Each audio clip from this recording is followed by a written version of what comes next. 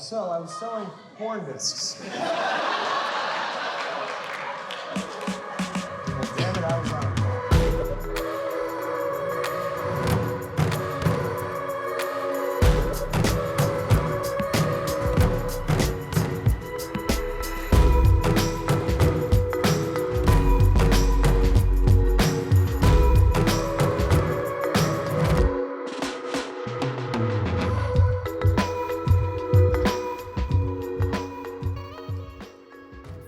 Hey, what's up, guys, and welcome back to Being with Babish, the show where I cook, travel, and eat my way around the city and the globe and take you along for the ride. This episode is sponsored by NordVPN, a company that provides your internet browsing experience with security while you're on the go. For a limited time, get 81% off a 3-year plan at nordvpn.com/Babish and use code Babish to get an extra 4 months of Nord and NordPass for free.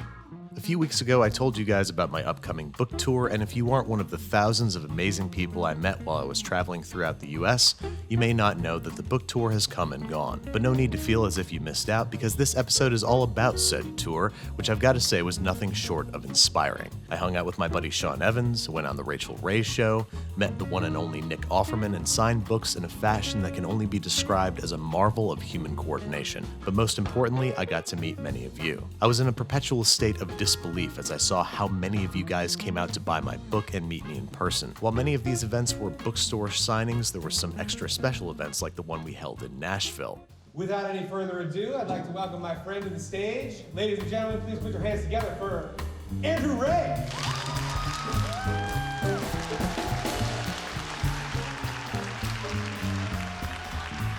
I was interviewed by my best friend and business partner Sawyer, who didn't hold back with the tough questions. It was like being interviewed by Anderson Cooper, if Anderson Cooper loved tie-dye hoodies and looked exactly like Sawyer. Did you make movies before you had a YouTube channel? Yes, I did, sir.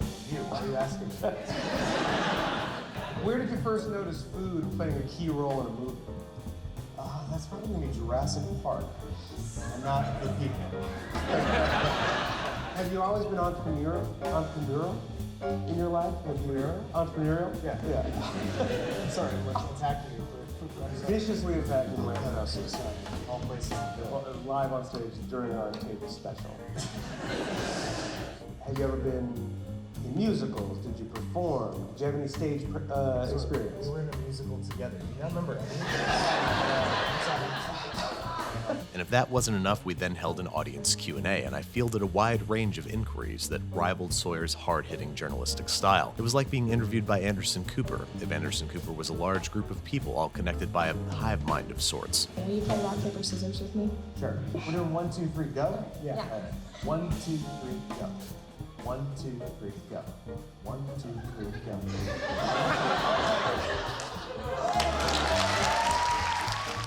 I was wondering, what's your favorite episode that you've ever shot? Maybe the Every Meet Burrito.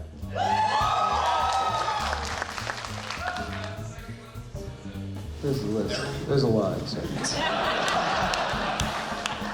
And this was a book tour, so of course I had to do a dramatic read. Now I know not everyone could make it out, so I thought I'd do something special just for you. I'm not going to play the reading from the event, no. You get one all your own. So strap in or brush your teeth and get ready for bed, because it's time to detail the origins of how this all came to be.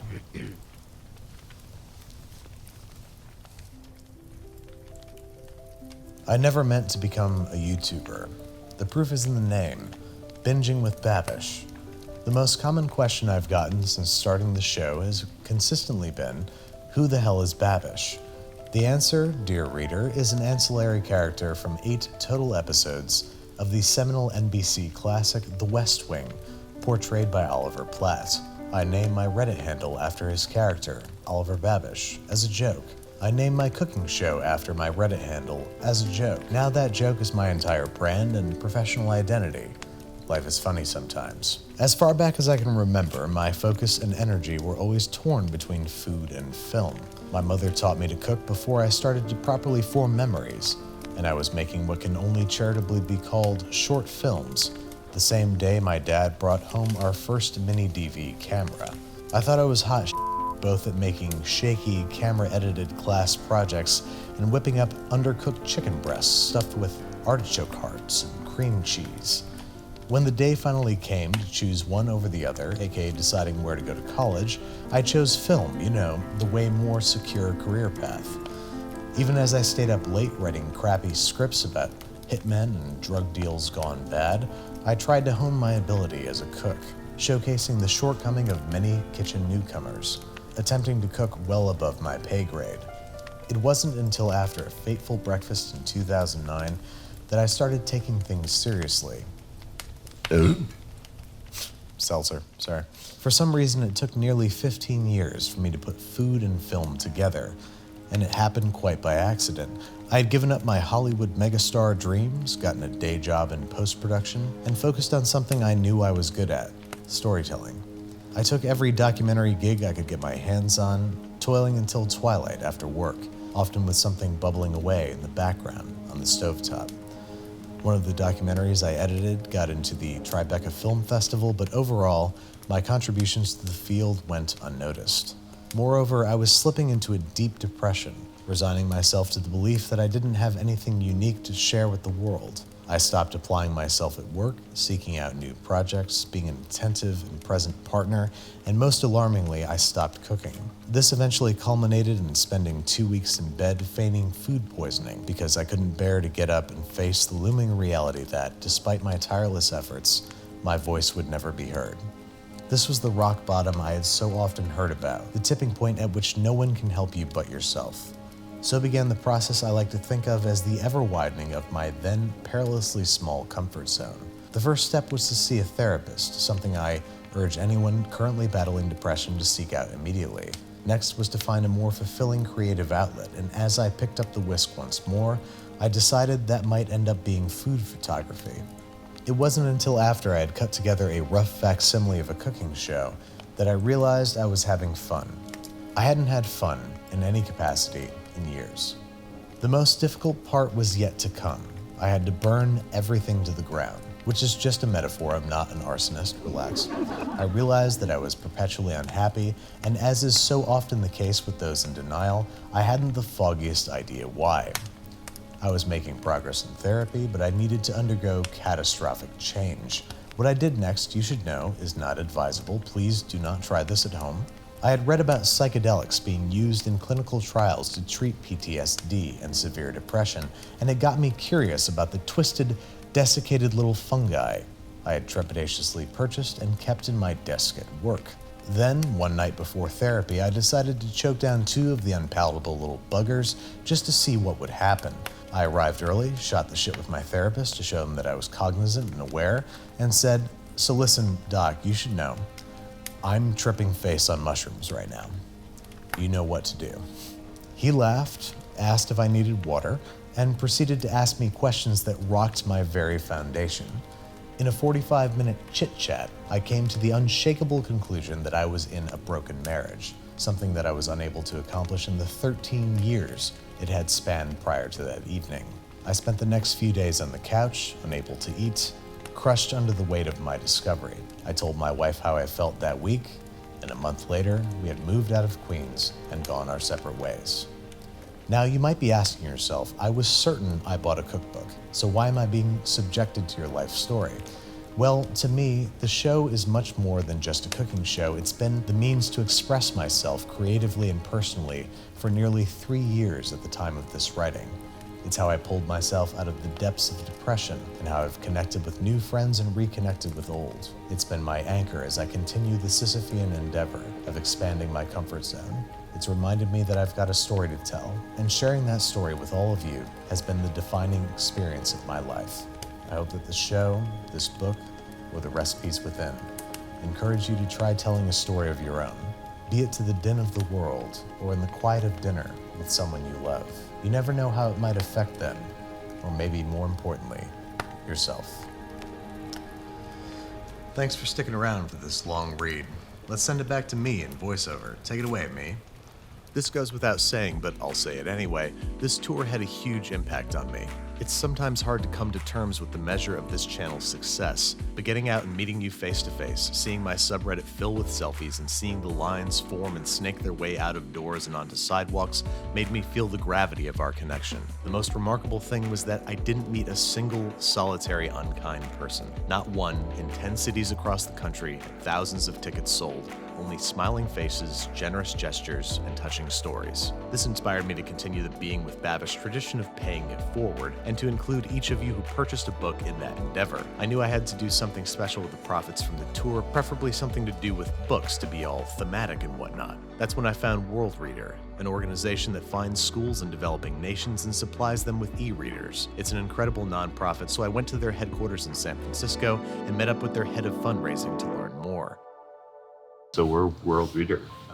We're a global tech nonprofit. We've been working in this area for about 10 years now. And our whole idea is to bring books where they're needed most in the world. Places where paper books never made it. Our theory is that digital books will become more accessible and more affordable. So what I'm curious about is how much would it cost to fill a school with one of these things? School, yeah. So that school sponsorship program is $15,000. It allows a school, again, one that maybe had never had books on the shelves, or the books that they have are grossly inadequate for giving kids the education they need and deserve. It gives them a whole new system, a whole new library, devices, thousands of books at their fingertips. That's absolutely transformational to the kids going to that school. So, doing this book tour, the biggest benefit for me has been meeting the people who watched the show and who cared enough to come out and meet me and say hi and learn more about the book. That has been a reward in and of itself. A ancillary award is that we were able to sell a whole bunch of books. I can think of no better way for these profits to be used, so that's what I'd really love to do, if that's all right with you. We would love that, yeah, absolutely. You got yourself a deal. Great. All in all, the book tour was a huge success. I got to sell a lot of books, which allowed me to put some money toward a good cause, but the thing I'll always remember was getting to meet you guys. I know this is the third time I've said it, but it's not lost on me how lucky I am to make this show every day. My life has been changed impossibly and immeasurably by the crowdsourced kindness of complete strangers, thanks to a profession that I wouldn't have even daydreamed about 5 years ago. Its singular strangeness and seemingly limitless possibility have pushed me to work harder than I've ever worked before, straining out in 1,000 different directions, all in the hopes that I'll find new ways to connect with you, show you something fun, share with you something different. We've got big plans in the coming year, none of which would be possible without your support. So, from the bottom of my heart, thank you. And keep cooking. I will if you will. I also tweeted you 2 weeks ago to talk about this and asked you if I hugged you, if I could put 2 arms around you, because my fiance said I could not. Whoa, dude. I'm not a threat. I'm just a hugger.